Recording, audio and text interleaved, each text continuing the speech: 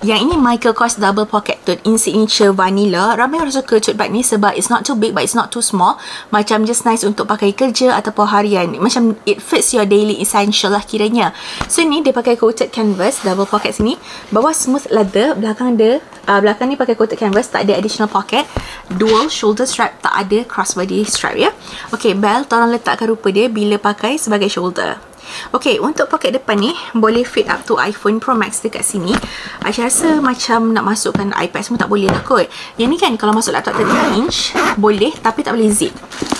Dia atasnya ada zipper, pasal ada zip pocket di sini. Dalam ni pakai jacquard. Berat dia dalam 400 gram. Harga dia RM599 sebelum voucher. Anda jangan risau, kalau beli dengan Yacht Self Shop semuanya 100% original ataupun money back guarantee. Untuk cara pembelian boleh tekan dekat shopping bag di bawah.